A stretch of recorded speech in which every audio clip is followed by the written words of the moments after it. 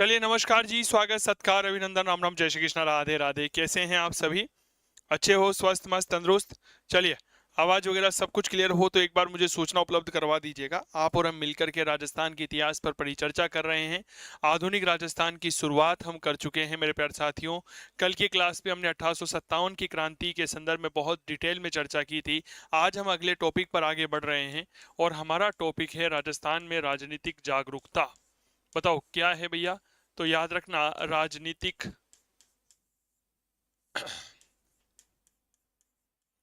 जागरूकता। सबसे पहले हम एक टॉपिक की बात कर रहे हैं, इसे हम कहते हैं राजनीतिक जागरूकता। That's called political awareness. मेरे प्यारे साथियों, कहा जाता है कि राजनीतिक चेतना आकस्मिक घटना का परिणाम नहीं होती है।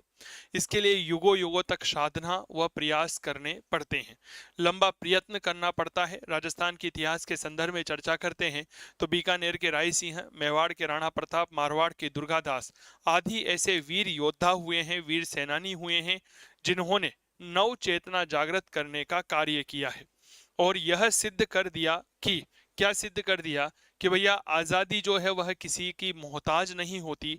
इसके लिए हमें प्रयास करना पड़ता है। कहा गया है कि स्वतंत्रता उपहार के रूप में प्राप्त नहीं होती, यह त्याग और बलिदान चाहती है ना। स्वतंत्रता जो है ना, यह कोई उपहार नहीं है, इसके लिए त्याग करना पड़ता है, इसके लिए बलिदान करना पड़ता है। तो इस तरह से राजनीतिक चेतना की शुरुआत होती है। ठीक है, स्वागत है केशव भाई, आपका अभिनंदन। तो प्रयास करिए, और हमारे अध्ययन में भी यही बात लागू होती है कि जितनी ज्यादा हम प्रयास करते हैं, जितने ज्यादा हम अभ्यास करते हैं, उतनी ही हम सफलता के निकट चले जाते हैं। विद्यार्थी मोटी मोटी किताबें पढ़ना शुरू कर देता है, लेकिन क्या मोटी मोटी किताबें पढ़ने से ही केवल सिलेक्शन हो जाता? तो लाइब्रेरी में बैठे हुए कई सारे विद्यार्थी सिलेक्ट हो गए होते, फिर उन्हें दूसरा तैयारी करने की आवश्यकता नहीं होती। लेकिन अभ्यास करना पड़ता है। मैं अक्सर मेरे विद्यार्थियों से कहता हूं कि मैं आप मेरी क्लास में पढ़ रहे हैं ना, तो यहाँ पर एक बात याद रखिएगा। क्या बात याद रखिए? कि कहीं ना कहीं आपको हमारे इतिहास, हमारे सिलेक्शन लेने के लिए, नौकरी लेने के लिए अभ्यास करना पड़ेगा। इसीलिए तो मैं अक्सर कहता हूं कि भैया PYQ जो है वह पढ़ा करो। अब राजनीतिक जागरूकता की जब हम चर्चा करते हैं तो मूल रूप से राजनीतिक जागरूकता के कारण क्या रहे, है ना। सबसे पहले आप इस बात को समझिए, what was the reasons behind the political awareness. ठीक है, तो क्या मैं ऐसा कह सकता हूं कि पॉलिटिकल अवेयरनेस के पीछे बहुत बड़ा कारण रहा सामाजिक धार्मिक सुधार आंदोलनों का, बहुत बड़ा कारण रहा कांग्रेस की स्थापना का, पाश्चात्य शिक्षा का प्रसार हुआ, समाचार पत्रों का योगदान, यातायात के साधनों का विकास हुआ, जनता की दीनहीन आर्थिक दशा जिस वजह से उन्हें मोटिवेट होना पड़ा कार्य करने के लिए। ठीक है, क्रांतिकारियों का योगदान रहा, कई सारी संस्थाएं और संगठनों का निर्माण हुआ, प्रजामंडल आंदोलन हुए, किसान आंदोलन हुए, जनजाति आंदोलन हुए, प्रथम विश्व युद्ध का राजस्थान में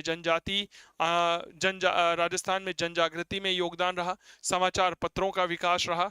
कई सारे ऐसे मूलभूत कारण हैं जिस वजह से राजस्थान में जन जागृति हुई थी। क्या ये बात क्लियर हो गई? स्वागत है आप सभी का। परवीन, केशव, अभिनंदन, गुड इवनिंग, बहुत अभिनंदन। क्लास को एक बार शेयर कर दीजिए। ठीक है, तो मेरे प्यारे साथियों, कुछ कारणों में अगर मैं चर्चा करता हूं तो देखिएगा, जैसे व्यक्तित्व हो गए। ठीक है, इसके अलावा अगर मैं बात करता हूं तो कुछ संगठन हो गए। ठीक है, इसके अलावा समाचार पत्र हो गए। ठीक है, जनजाति, वह मेरे प्यारे साथियों याद रखिएगा किसान आंदोलन व प्रजामंडल आंदोलन हो गए। ठीक है, अगर मैं बात करना चाहूं तो याद रखिएगा जी, प्रथम विश्व युद्ध हो गया। ठीक है, इसके अलावा अगर मैं बात करता हूं, सामाजिक धार्मिक सुधार आंदोलन हो गए। तो इस तरह से इन कारणों की वजह से हमारे यहाँ पर राजनीतिक जागरूकता की शुरुआत होती है। क्या ये बात क्लियर हो गई? शुरुआत तो बहुत लंबी चौड़ी होती है, प्रत्येक बात को यूट्यूब पे साझा नहीं किया जा सकता, इतना तो मुझे लगता है कि आप लोग बहुत अच्छी तरह से जानते हैं। पूरे पॉलिटिकल अवेयरनेस प्रोग्राम में हम दो बिंदुओं पर बहुत अच्छी तरह से बल देंगे। पहला जो महत्वपूर्ण बिंदु हमारे बीच में रहेगा वह क्या होता है, तो उसे हम कहते हैं कहीं ना कहीं राजस्थान में समाचार पत्रों का विकास। बताओ भाई, क्या मैं ठीक कह रहा हूँ? राजस्थान में समाचार पत्र पढ़ेंगे, इसके अलावा कुछ संस्थाएं हम आपके लिए लेकर के आएंगे। ठीक है, हम इन मुद्दों पर आपके साथ में चर्चा करेंगे और मुझे लगता है कि सबसे ज़्यादा महत्वपूर्ण ही यही है। अब अक्सर कहा जाता है कि सर समाचार पत्रों का योगदान क्या होता है। कहा जाता है समाचार पत्रों के माध्यम से प्रमुख लोगों की विचारधाराएं, निरंकुश शासकों के दोष, आम जनता के कल्याण की भावना, प्रजातांत्रिक संस्थाओं के निर्माण की आवश्यकता पर बल दिया जाता है। समाचार पत्रों के माध्यम से ही लोगों में एक चेतना का आविर्भाव प्रारंभ होता है। जब हम सुबह सुबह अखबार पढ़ते हैं, ठीक है, तो अखबार पढ़ते हुए हमें पता चलता है कि देश दुनिया में क्या क्या घटनाएं घटित हुई है। अखबार पढ़ना आपके रूटीन का एक हिस्सा होना चाहिए और यह आपके लिए काफी महत्वपूर्ण भी होता है। तो अक्सर पूछते हैं विद्यार्थी कि सर अखबार क्यों पढ़ना चाहिए, तो मुझे लगता है कि आपका प्रश्न का जवाब इस वाक्य में आपको मिल जाएगा। ठीक है, चलिए, हर्षा रानी जी जुड़ी हैं, स्वागत है आपका मैम, अभिनंदन। अब मेरे प्यारे साथियों, मैंने क्या कहा, समाचार पत्र क्यों पढ़ना चाहिए। समाचार पत्रों के माध्यम से हम प्रमुख लोगों की विचारधारा, संपादकीय पढ़ा करो आप, ठीक है, कहीं सारी चीजें जानकारी मिलेगी। अभी जैसे एक प्रश्न आया कि साहब भारत में पेरिस ओलंपिक, अभी पेरिस ओलंपिक हुए, पेरिस ओलंपिक में भारत का प्रदर्शन बहुत निराशाजनक रहा, एक भी गोल्ड मेडल हमने नहीं जीता। इसके पीछे कारण क्या है? कारण ये है कि स्कूली जीवन में तो हम कभी खेलते ही नहीं है। हमारा जीवन तो किताबों से भरा पड़ा है। क्या मैं ठीक कह रहा हूँ? हमारा जीवन जो है विद्यार्थी जीवन, वह तो अटा पड़ा है रटने से। हमारे तो रटंत शिक्षा प्रणाली है, हमारे तो खेल है ही नहीं। हम उम्मीद करते हैं कि बहुत सारे पदक आएंगे, लेकिन हमारा स्कूली जीवन तो शिक्षा जो है उसके अलावा दूसरी बात को स्वीकार ही नहीं करता। आज ही एक वीडियो देख रहा था जिसमें कुछ लोग जो हैं वो इस बारे में चर्चा कर रहे थे, कुछ बच्चे इस बारे में चर्चा कर रहे थे कि मैं ये वाला थ्रो करूंगा, मैं जेवलिन थ्रो करने वाला बनूंगा, मैं कुश्ती में जाऊंगा, मैं शटलर बनूंगा, ये बनूंगा। तभी वहां पर एक शिक्षक आता है और कहता है कि आज आपकी पीटी की क्लास नहीं होगी, आज आपकी जो है वह मैथमेटिक्स की क्लास होगी। तो जीवन की वास्तविकता तो खत्म हो ही गई ना। तो हम क्या है ना, उम्मीदें ज्यादा करने लगते हैं और उम्मीदों के अनुसार हम कार्य नहीं करते, परिणाम स्वरूप हमें लक्ष्य की प्राप्ति नहीं होती। और जिस दिन लक्ष्य की प्राप्ति नहीं होती उसी दिन हम निराश होना शुरू कर देते हैं, उसी दिन हमारे मन में हताशा आनी प्रारंभ हो जाती है। इसीलिए अपने सपनों को पूरा करने के लिए प्रयास करिए। ठीक है, चलिए तो आगे बढ़ते हैं और समाचार पत्रों का योगदान पढ़ते हैं। देखिए, हम क्या पढ़ रहे हैं, राजस्थान पढ़ रहे हैं। अब राजस्थान में कुछ समाचार पत्र जो हैं वह बड़े लोकप्रिय रहे हैं।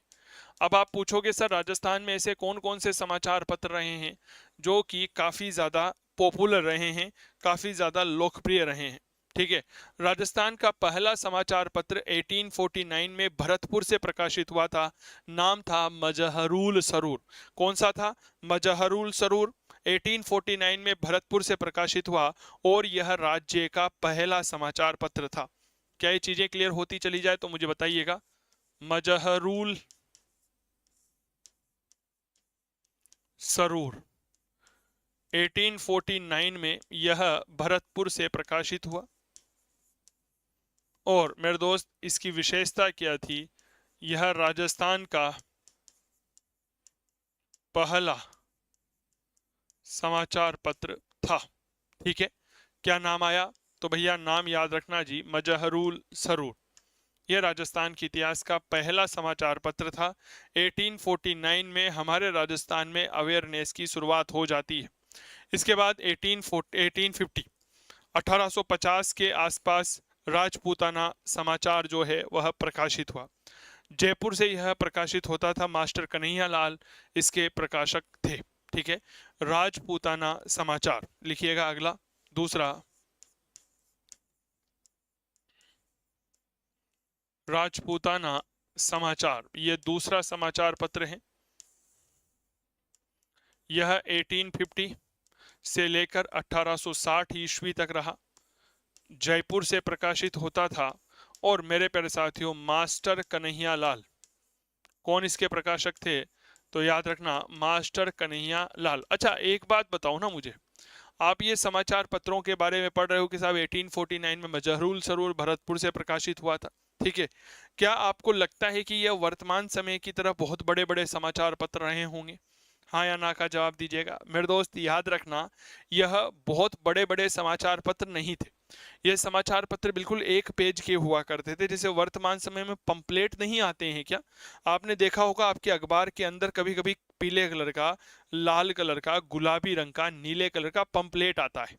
टिफिन वाले का, स्कूल वाले का, कोचिंग वाले का, योगा क्लास वाले का, सब्जी वाले का, ऑटो वाले का, प्रॉपर्टी वाले का, कई तरह के पंपलेट आते हैं।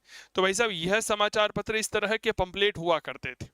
ठीक है, धीरे धीरे बजट होने लगा, फंडिंग आने लगी, तो समाचार पत्रों का प्रारूप बढ़ने लगा। और जब प्रारूप बढ़ने लगा तो मेरे प्यारे साथियों कहीं ना कहीं समाचार पत्रों में पृष्ठों की संख्या बढ़ने लगी। ठीक है, ये बात थोड़ा सा याद रखना। तो शुरुआत में इस तरह से ही प्रकाशित हुआ करता था। ठीक है, सज्जन कीर्ति सुधाकर 1879-80 में यह उदयपुर से प्रकाशित हुआ और यह उदयपुर का सरकारी गजट हुआ करता था। तीसरा समाचार पत्र लिखेंगे यहां पर। सबसे पहले नाम लिखिए, सज्जन कीर्ति सुधाकर। ठीक है, 1879 में उदयपुर से प्रकाशित हुआ और यह उदयपुर रियासत का सरकारी गजट था। उदयपुर रियासत का सरकारी गजट। ठीक है, उदयपुर रियासत का यह क्या था, याद रखिएगा, एक सरकारी गजट था। 1879 में उदयपुर रियासत से यह प्रकाशित हुआ था और मेवाड़ के महाराणा सज्जन सिंह जी ने इसका प्रकाशन किया था। ठीक है, मूल रूप से केवल प्रशासनिक समाचार इसमें प्रकाशित हुआ करते थे। उद्देश्य क्या था कि प्रजा की राजकीय नियमों और शासकीय परिवर्तनों की जानकारी इसमें प्रदर्शित की जा सके। ठीक है, अजमेर में एक मौलवी मुराद अली साहब हुए। ठीक है, मौलवी मुराद अली ने 1882 में राजपूताना गजट प्रकाशित किया। लिखिए अगला समाचार पत्र नंबर 4,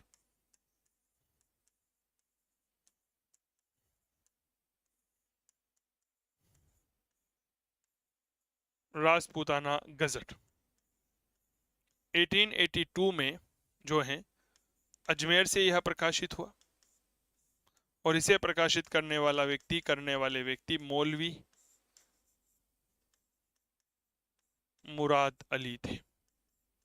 ठीक है, तो सर यहाँ पर हमने कुछ समाचार पत्र लिखे। मजहरूल सरूर 1849 में भरतपुर से प्रकाशित हुआ, यह राजस्थान का पहला समाचार पत्र था। राजपूताना समाचार 1850 से 60 में जयपुर से मास्टर कन्हैया लाल ने प्रकाशित किया। इसके बाद हमने चर्चा करी सज्जन कीर्ति सुधाकर 1879 में उदयपुर से उदयपुर रियासत का सरकारी गजट था। राजपूताना गजट 1882 में अजमेर से यह प्रकाशित हुआ और मौलवी मुराद अली ने इसे प्रकाशित किया था। इसकी सबसे गजब की बात क्या थी? सबसे गजब की बात यह थी कि यह बाइलिंगुअल था। बाइलिंगुअल का मतलब होता है द्विभाषिक समाचार पत्र था।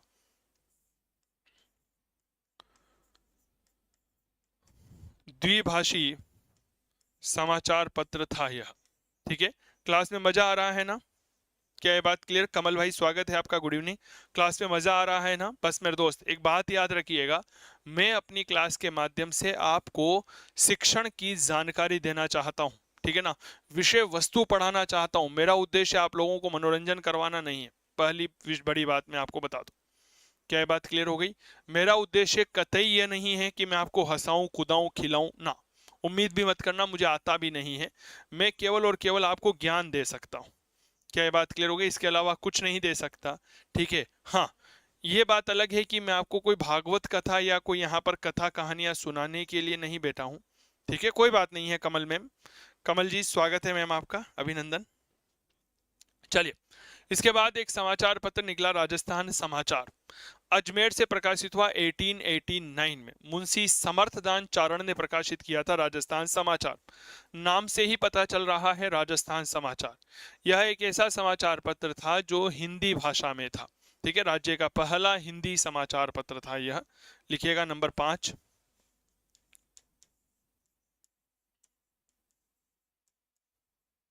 राजस्थान समाचार 1889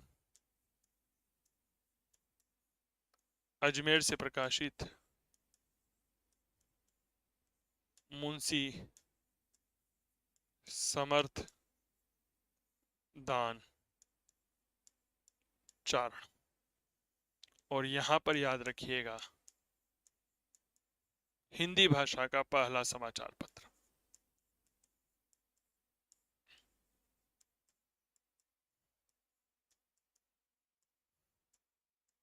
हिंदी भाषा का पहला समाचार पत्र, ठीक है। और यह हिंदी भाषा का जो पहला समाचार पत्र है ना, यह राजस्थान का था जी, ठीक है। हम राजस्थान के परिप्रेक्ष्य में बात कर रहे हैं, ठीक है ना। राजस्थान का था, राजस्थान का था। भारत का हिंदी भाषा का पहला समाचार पत्र उद्दंड मार्तंड था, पता होगा आप लोगों को। शीला, स्वागत है आपका, गुड इवनिंग। उद्दंड मार्तंड, ठीक है। चलिए, 1920 में राजस्थान केसरी का प्रकाशन किया गया विजय सिंह पथिक के द्वारा। एक बार एक प्रश्न पूछा गया सर, 1920 में राजस्थान केसरी वर्धा महाराष्ट्र से प्रकाशित किया जाता था, इसे आर्थिक मदद कौन प्रदान करता था, ठीक है। तो आर्थिक मदद दी गई थी जमनालाल बजाज के द्वारा। तो राजस्थान केसरी अगला समाचार पत्र लिखिएगा, नंबर 6।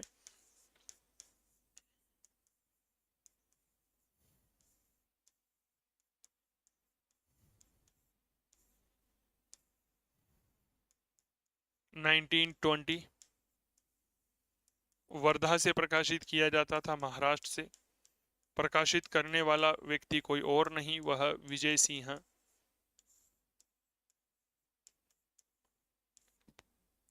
पथिक थे। इसे आर्थिक मदद किसने की थी, तो याद रखना आर्थिक मदद करने वाले जो व्यक्ति थे उनका नाम आता है जमना लाल बजाज, ठीक है। अब आप आरएस के लिए, नहीं नहीं पढ़ाता हूं कमल, आरएस के लिए मेरा बैच चल रहा है, काव्य क्लासेस कोटा का मोबाइल एप्लीकेशन आप डाउनलोड करिए, और वहां पर आधुनिक भारत का मेरा बैच चल रहा है आरएस के लिए। बाकी जब फिर आरएस की वैकेंसी आएगी तो फिर हम आपके लिए बैच लेकर के आएंगे। क्या ये बात क्लियर हो गई? जैसे जैसे वैकेंसी आती है वैसे वैसे हम आपके लिए कार्य करते जाते हैं, ये बात याद रखिएगा, ठीक है। अब मेरे प्यारे साथियों, मामला क्या हुआ, राजस्थान केसरी का प्रकाशन हो गया 1920 में, वर्धा महाराष्ट्र से हुआ था। और इसके अलावा इस बात में याद रखिएगा कि आर्थिक मदद इसके लिए की गई थी जमनालाल बजाज के द्वारा। विजय सिंह पथिक ने इसका प्रकाशन किया था। इसके बाद एक समाचार पत्र प्रकाशित हुआ, नाम था नवीन राजस्थान, ठीक है। 1921-22 में अजमेर से विजय सिंह पथिक ने इसका संपादन किया और राजस्थान सेवा संघ इसका प्रकाशक हुआ करता था, ठीक है। राजस्थान सरकार या ब्रिटिश सरकार ने इस पर प्रतिबंध लगा दिया, तो इस पर जो है वह तरुण राजस्थान के नाम से यह प्रकाशित किया जाने लगा, ठीक है। तो अगला लिखिएगा, नंबर 7। नवीन, बच्चा हमेशा नया होता है, ठीक है ना। यह 1921-22 की बात है, अजमेर से प्रकाशित होता था, प्रकाशित करने वाले विजय सिंह पथिक थे, ठीक है। जबकि इसका प्रकाशक जो है वह हुआ करता था राजस्थान सेवा संघ, ठीक है। इस पर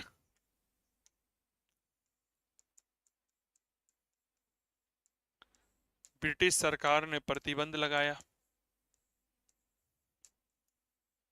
ब्रिटिश सरकार ने क्या लगा दिया, प्रतिबंध लगाया। तो नाम बदला,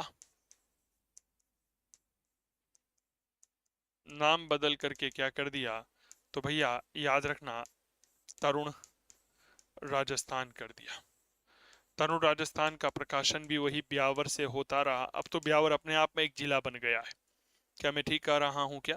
तरुण राजस्थान जो है वह अपने आप में, सॉरी, ब्यावर जो है वह अपने आप में एक जिला बन गया है, तरुण राजस्थान प्रकाशित किया जा रहा है। एक मैं आपको एक बात और बताता हूँ, एक मैं आपको एक बात और साझा करता हूँ।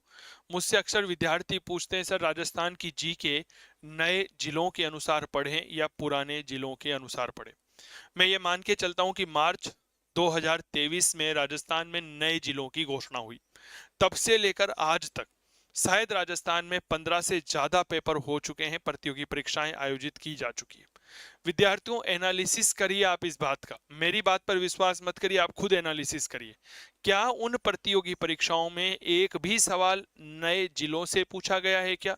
करंट अफेयर्स को छोड़ दो, कब घोषणा हुई, कौन सी कमेटी बनाई, उसको छोड़ दो, जिलों की बात कर रहा हूं। नए जिलों की जीके अभी तक नहीं पूछी जा रही है। याद रखिए मेरे दोस्त, आप इस अनर्गल प्रलाप से बचिए कि नया जीके पढ़ें या पुराना जीके पढ़ें, नया जिला पढ़ें पुराना जिला पढ़ें। आप अभी हाल ही में एलडीसी का पेपर हुआ, उसके पहले राजस्थान में आरपीएससी के द्वारा आयोजित किया गया था पूरा लेखपाल का पेपर। सर कहीं पर भी असिस्टेंट प्रोफेसर के पेपर हुए, कहीं पर भी जो है वह नए जिलों का कोई सवाल नहीं आया है। फिर क्यों परेशान हो रहे हो? अपना उद्देश्य नौकरी लेना है, इस तरह की राजनीति में मत पड़िए कि नए जिले हैं पुराने हैं, क्या करें क्या नहीं करें। भाई साहब जो होना है वो हो गया, अपने को अपना काम करना है, बात खत्म। मेरी बात समझ गए होंगे, बात का मर्म समझने की कोशिश करिए, अनर्गल बातों में मत आइए, वरना मलाई कोई और खा जाता है, नुकसान आप लोगों का हो जाता है। इसीलिए सावधान रहें, सतर्क रहें। क्लियर? चलो, तो नाम बदलकर इसका क्या कर दिया, तरुण राजस्थान कर दिया, और यह ब्यावर से प्रकाशित होने लगा। ठीक है, चलिए। एक नाम था राजस्थान वीकली, जिसे हम राजस्थान नाम के समाचार पत्र के नाम से भी जानते हैं। 1923 में ब्यावर से ऋषिदत्त मेहता ने प्रकाशित किया था।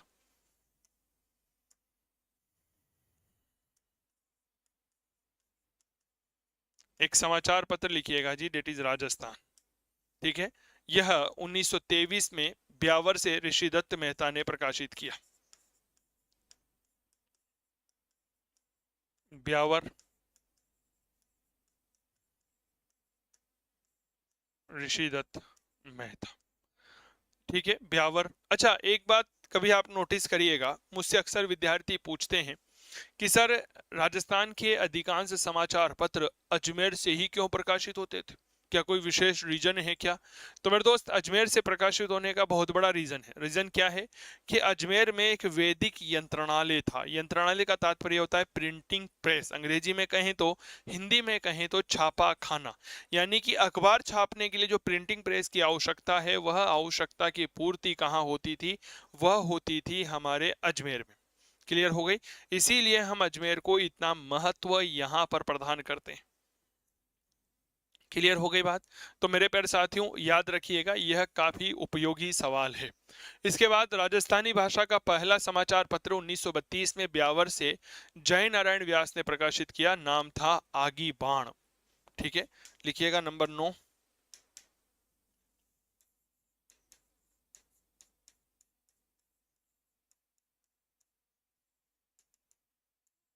आगी बाण।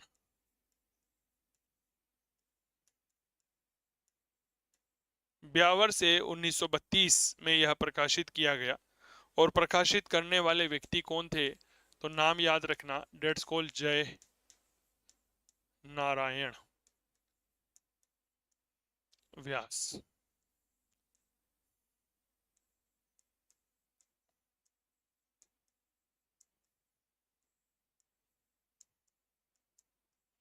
राजस्थानी भाषा का प्रथम समाचार पत्र।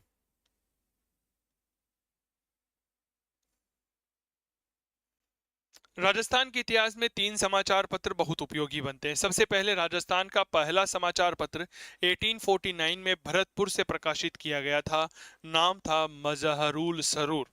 1889 में मुंशी समर्थदान चारण का नाम आप लोगों ने जरूर सुना होगा। इन्होंने राजस्थान में हिंदी भाषा का पहला समाचार पत्र प्रकाशित किया था, और उसका नाम था राजस्थान समाचार। अब बात करते हैं राजस्थानी भाषा का पहला समाचार पत्र 1932 में ब्यावर से जय नारायण व्यास ने प्रकाशित किया था, नाम था आगी बाण। तीनों अपने आप में महत्वपूर्ण है। मजहरुल सरूर राजस्थान का प्रथम, राजस्थान समाचार राजस्थान में हिंदी भाषा का पहला, आगी बाण राजस्थानी भाषा का पहला समाचार पत्र। क्लियर हो गई? वीडियो पसंद आया है तो लाइक करना मत भूलिएगा। क्लियर?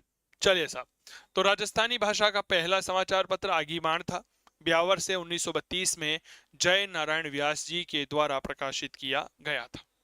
क्लियर हो गई? एक अखंड भारत नाम का समाचार पत्र था। यह 1938 में बंबई से जय नारायण व्यास ने प्रकाशित किया। तो नंबर 10 पे लिखिएगा अखंड भारत।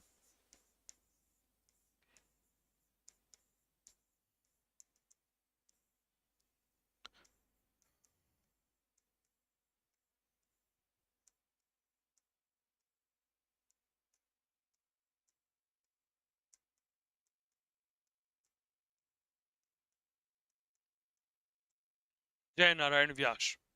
ठीक है, लिख लो।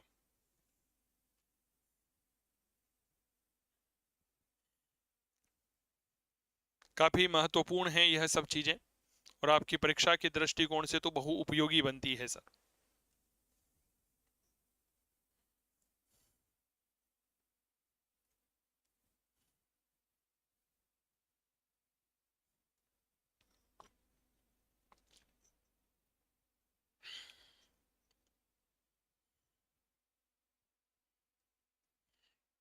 तो ये थे राजस्थान के कुछ समाचार पत्र। अब बात कर लेते हैं राजस्थान में विभिन्न संस्थाएं या विभिन्न प्रकार के संगठन। ठीक है, चलो आ जाओ।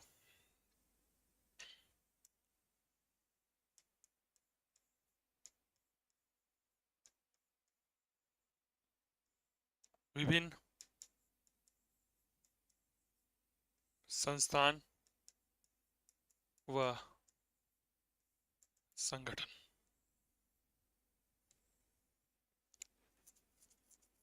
ठीक है, काफी महत्वपूर्ण बिंदु है। राजस्थान के कुछ महत्वपूर्ण संस्थान हैं, महत्वपूर्ण संगठन हैं, और इनके बारे में हमें जानकारी होनी चाहिए।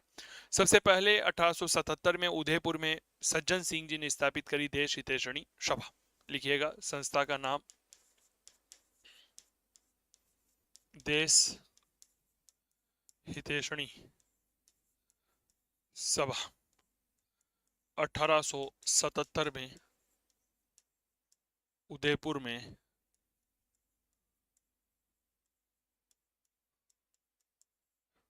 सज्जन सिंह जी के द्वारा स्थापित की गई थी। ठीक है, किसने स्थापित करी? सज्जन सिंह जी ने। मूल रूप से देश हितैषणी जो सभा है, इसका उद्देश्य था वैवाहिक समस्याओं को सुलझाना। ठीक है, विवाहों में जो फिजूल खर्च होता है उसको रोका जाए। 2 जुलाई 1877 को स्थापित की गई थी। 23 सदस्य थे और मूल रूप से इसमें सामंत और अधिकारियों को शामिल किया गया था। क्लियर हो गई। एक आती है राजपूत हितकारिणी सभा। 22 फरवरी 1889 को अजमेर में कार्यवाहक एजीजी ने स्थापित की थी। नाम था वॉल्टर। तो हम कहते हैं ना वॉल्टर का राजपूत हितकारिणी सभा, वो यही है। ठीक है, चलो साहब, इसके बाद अगली लिखिएगा राजपूत हितकारिणी सभा। राजपूत हितकारिणी सभा। ठीक है, यह 1889 में अजमेर में स्थापित की गई थी। और मेरे प्यारे साथियों, कार्यवाहक एजीजी, कार्यवाहक एजीजी नाम था, क्या था? नाम था कर्नल वॉल्टर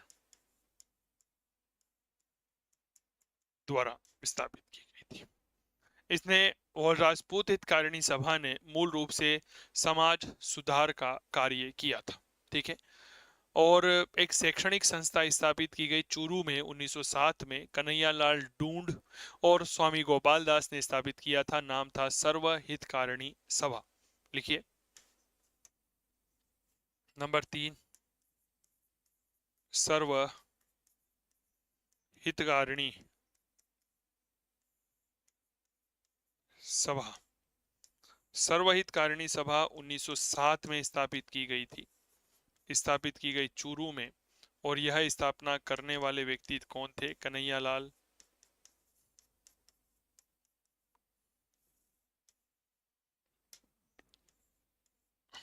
ढूंढ, और एक नाम आता है स्वामी गोपाल दास। ठीक है, सॉरी, कन्हैयालाल कन्हैयालाल डूड और स्वामी गोपाल दास, बिल्कुल सही है, लिख लो। ठीक है, चीजें क्लियर हो रही है ना। और मूल रूप से यह एक शैक्षणिक संस्था थी, it's a complete educational institution, शैक्षणिक संस्था थी। ठीक है, जो कि सर्वहितकारिणी जो सभा है, ठीक है, इसने राजनीतिक कार्यों के कारण राजनीतिक कार्य भी किए थे, इसीलिए सर्वहितकारिणी सभा को ही हम चूरू की कांग्रेस भी कहते हैं। ठीक है ना मेरे वीरों और मेरी वीरांगनाओं, बहुत अच्छे से याद रखना। 1907 में वर्धमान विद्यालय की स्थापना की गई जयपुर में, और यह अर्जुन लाल सेठी ने स्थापित की थी। वर्धमान विद्यालय मूल रूप से जो है क्रांतिकारी गतिविधियों का एक बहुत बड़ा केंद्र था। चीजें क्लियर हो रही है ना, तो लिखिए वर्धमान विद्यालय, वर्धमान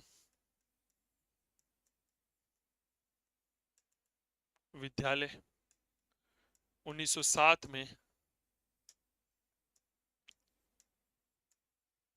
जयपुर में स्थापित करने वाले अर्जुन लाल सेठी। और ये वर्धमान विद्यालय विद्यालय नहीं था भाई साहब, बाहर तो बोर्ड लगा रहता था वर्धमान विद्यालय है।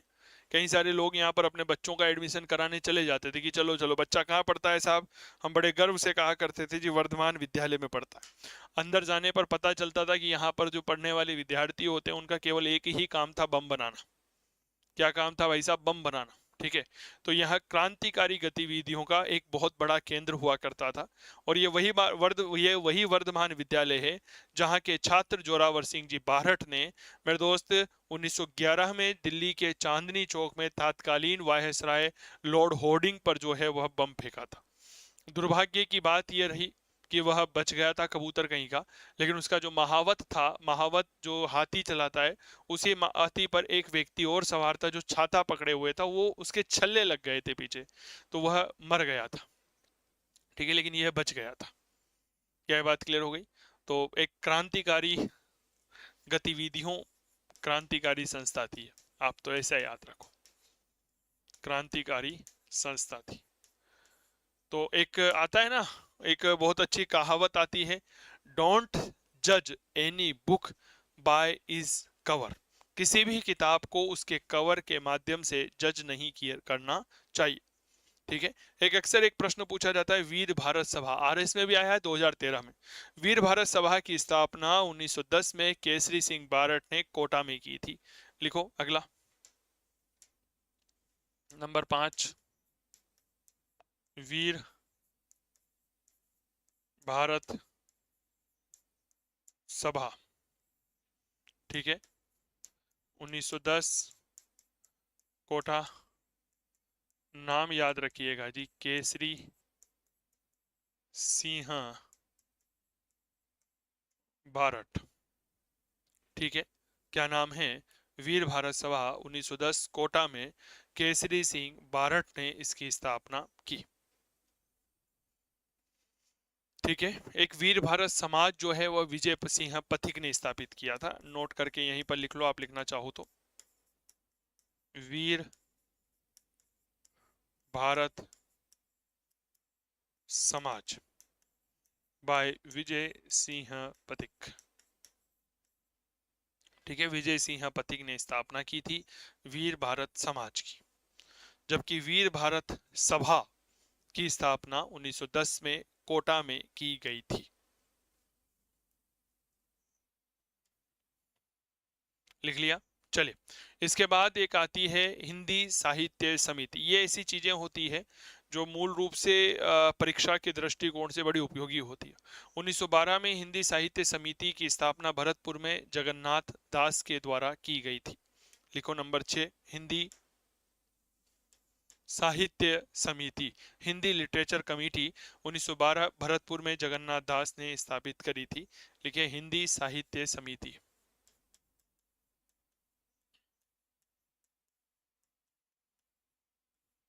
हिंदी साहित्य समिति। ठीक है, हिंदी साहित्य समिति 1912 भरतपुर जगन्नाथ दास। अब साहब हिंदी साहित्य समिति ने का उद्देश्य क्या था? हिंदी भाषा को बढ़ावा देना। इसीलिए इन्होंने 1927 में भरतपुर में एक सेकेंड रुकिए। इसीलिए इस हिंदी साहित्य समिति ने 1927 में भरतपुर में विश्व हिंदी सम्मेलन का आयोजन किया, जिसकी अध्यक्षता गौरी शंकर हीराचंद ओझा ने की थी।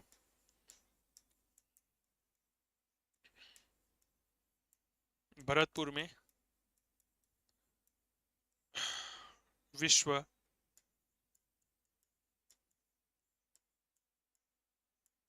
हिंदी सम्मेलन।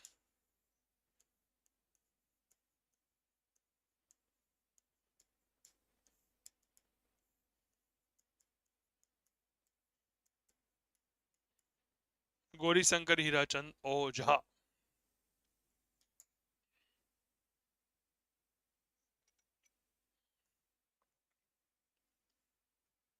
ठीक है,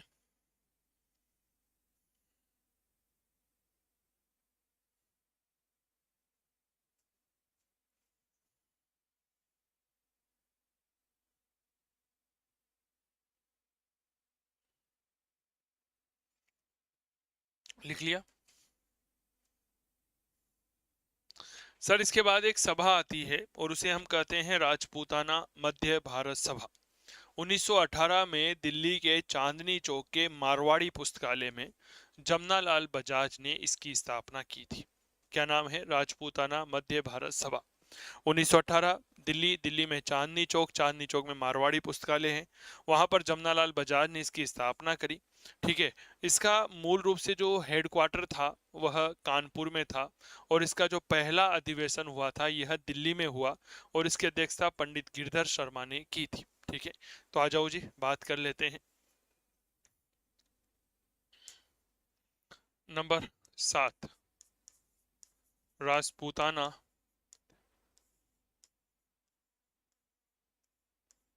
मध्य भारत सभा।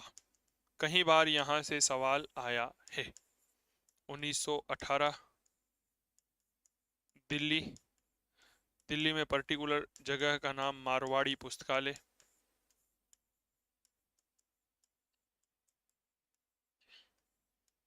ठीक है, और स्थापना करने वाला जमनालाल बजाज। इसका जो पहला अधिवेशन है, यह पहला अधिवेशन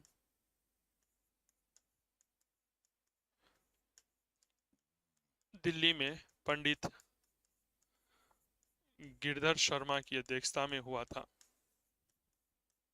पंडित गिरधर शर्मा की अध्यक्षता में। ठीक है, और इसका हेडक्वार्टर जो है वह कहाँ पर था? यह कानपुर उत्तर प्रदेश में था। ठीक है, कहाँ पर था? हेडक्वार्टर, मुख्यालय कानपुर उत्तर प्रदेश में हुआ करता था। लिख लो यहां तक। इसके बाद एक महत्वपूर्ण संस्था आती है, नाम है राजस्थान सेवा संघ। आप सबने पढ़ा होगा 1919 में वर्धा महाराष्ट्र में विजय सिंह पथिक, रामनारायण चौधरी, हरिभाई किंकर के द्वारा स्थापित किया गया था। बाद में 1920 में इसका मुख्यालय जो है वह अजमेर स्थापित कर दिया गया था। राजस्थान सेवा संघ का एक ध्येय वाक्य था, जान के खौफ में कर्तव्य से न हटूंगा, कभी काम रह जाएगा, जान रहे या ना रहे। ये इनका आदर्श वाक्य था कि मुझे मेरी जान का डर नहीं है, मुझे मेरे प्राणों की परवाह नहीं है, मैं कभी भी अपने कर्तव्य से नहीं हटूंगा, मैं काम करता जाऊंगा, चाहे मेरे शरीर के अंदर प्राण रहे या नहीं रहे। तो तीन व्यक्ति, विजय सिंह पथिक, रामनारायण चौधरी और हरिभाई किंकर। हेडिंग डालिएगा राजस्थान सेवा संघ।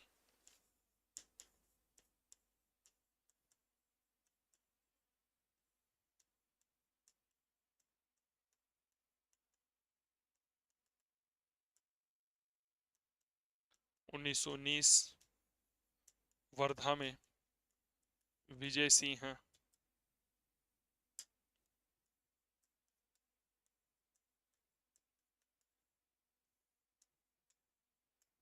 पथिक,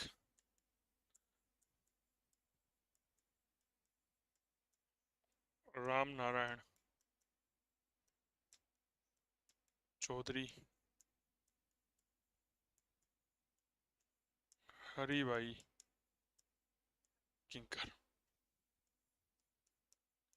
हेडक्वार्टर 1920 में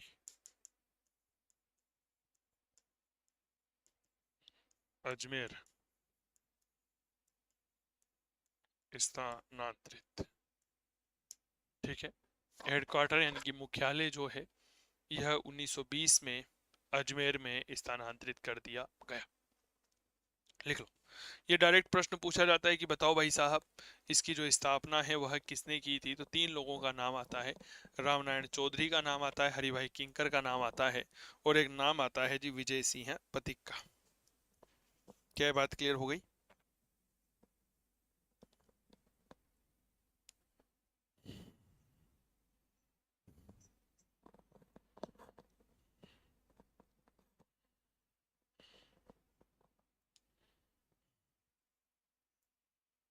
चलिए सर, इसके बाद थोड़ी सी एक संस्था आती है मारवाड़ सेवा संघ। मारवाड़ सेवा संघ की स्थापना 1920 में जोधपुर में जय नारायण व्यास ने की थी। ठीक है, लिखिए मारवाड़ सेवा संघ।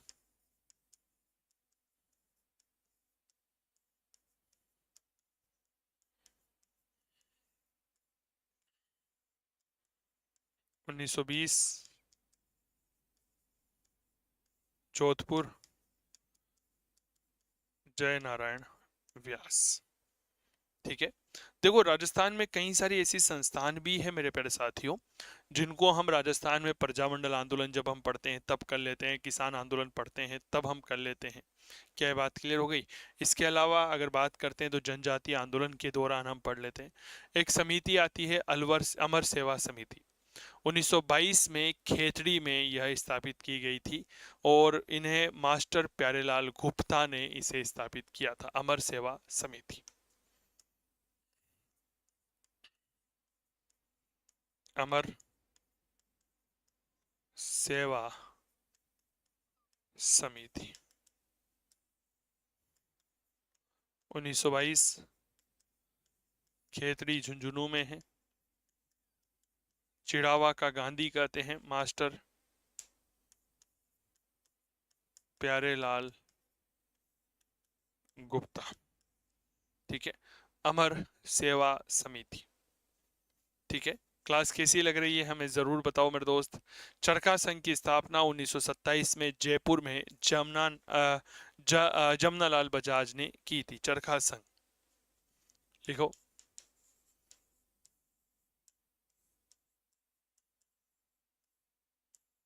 चरखा संघ, और चरखा संघ की स्थापना 1927 में जयपुर में जमनालाल बजाज ने की।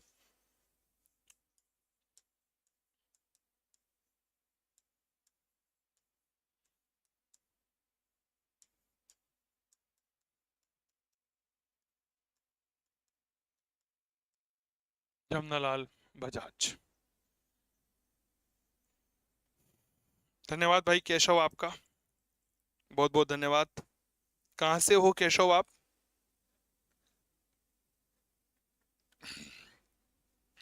चलिए, इसके बाद अगर थोड़ी सी और चर्चा करते हैं तो मेरे दोस्त एक नाम आता है, आपने जरूर सुना होगा, विद्यार्थी यूथ लीग।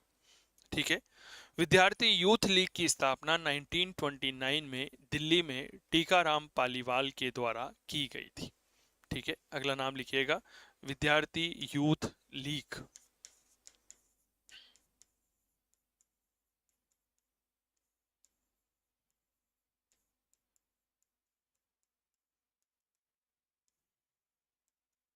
नाइनटीन दिल्ली में, और स्थापना करने वाला व्यक्ति टीकाराम पालीवाल। ठीक है, जयपुर से ही हैं, बहुत अच्छी बात है। वेरी गुड मेरे दोस्त, लिख लो विद्यार्थी यूथ लीग। आप याद करो जब हम विद्यार्थी यूथ लीग को पढ़ते हैं ना तो मेरे दिमाग में एक विचार आता है मारवाड़ यूथ लीग को लेकर के। मारवाड़ यूथ लीग की स्थापना 1931 में जोधपुर में जय नारायण व्यास ने की थी। भाई देखो, जब विद्यार्थी यूथ लीग पढ़ रहे हो तो मारवाड़ यूथ लीग भी पढ़ना चाहिए कि नहीं पढ़ना चाहिए, बताओ। तो एक बात याद रखिएगा, नाम लिखिए मारवाड़ यूथ लीग, ठीक है। 1931 जोधपुर में स्थापित किया गया जय नारायण व्यास के द्वारा। देखो एक बात मैं आप लोगों को बहुत अच्छे से बता देता हूँ, राजस्थान में कुछ ऐसी रियासतें हुई हैं जिन्होंने अपने क्रांतिकारी हमें दिए हैं। जोधपुर में जय नारायण व्यास का नाम आता है, जयपुर में जमनालाल बजाज हीरालाल शास्त्री का नाम आता है, कोटा बूंदी में नैनूराम शर्मा का नाम आता है, डूंगरपुर में जो है भोगीलाल पांड्या का नाम आता है। क्या मैं ठीक कर रहा हूँ? मेवाड़ की बात करते हैं तो हमारे महत्वपूर्ण बलवंत राय मेहता हुए हैं, ठीक है। इसके अलावा ठीक है, ये बहुत गजब के लोग हुए हैं, रामनारायण चौधरी हुए हैं, ठीक है। तो इनकी वजह से जो है, जैसे सिरोही में आप चले जाइए तो गोकुल भाई भट्ट का नाम आप जरूर सुनेंगे। क्या ये बात क्लियर हो गई? हाँ या ना का जवाब दीजिएगा। तो बस ये चीजें याद रखिएगा। एक आपने जरूर सुना होगा सेवा आश्रम। सेवा आश्रम की जो स्थापना है यह अजमेर के नारेली गांव में माणिक्यलाल वर्मा के द्वारा की गई थी। लिखिए सेवा आश्रम। नंबर 14,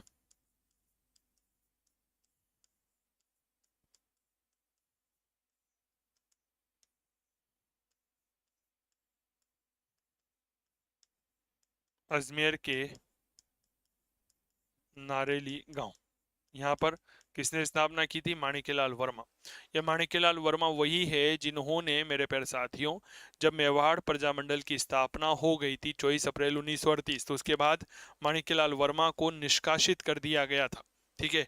तो माणिक्यलाल वर्मा जो है वह मेवाड़ से अजमेर आ गए थे और अजमेर में आकर के इन्होंने अपना एक मेवाड़ प्रजामंडल का एक अलग कार्यालय स्थापित किया था। तो अजमेर के नारेली में माणिक्यलाल वर्मा ने इसकी स्थापना की थी। माणिक्यलाल वर्मा, क्लियर हो गई? तो सेवा आश्रम अजमेर के नारेली गांव में माणिक्यलाल वर्मा ने इसकी स्थापना की थी। इसके बाद आप लोगों ने जरूर नाम सुना होगा खांडलाई आश्रम। खांडलाई आश्रम भी 1934 में सागवाड़ डूंगरपुर में माणिक्यलाल वर्मा के द्वारा ही स्थापित किया गया था। तो लिखिएगा नंबर 15,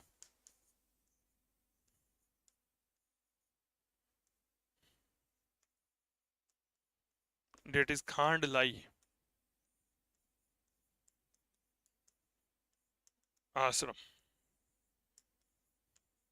1934 सागवाड़ पड़ता है डूंगरपुर में। स्थापना करने वाले व्यक्ति माणिक्यलाल वर्मा, ठीक है। लिख लो भाई साहब। हिस्ट्री का कोर्स आप लेना चाहते हैं तो काव्य क्लासेस कोटा के मोबाइल एप्लीकेशन पर अवेलेबल है। एक आता है महिला मंडल। महिला मंडल की स्थापना 1935 में उदयपुर में दया शंकर श्रोत्रिय ने की थी, ठीक है मेरे दोस्त। महिला मंडल पढ़ क्या रहे हैं? महिला मंडल। लेकिन महिला मंडल की स्थापना एक पुरुष ने की थी उदयपुर में, नाम था दयाशंकर श्रोत्री, और यह स्थापना की गई थी 1935 में। तो अगली लाइन लिखिएगा महिला मंडल।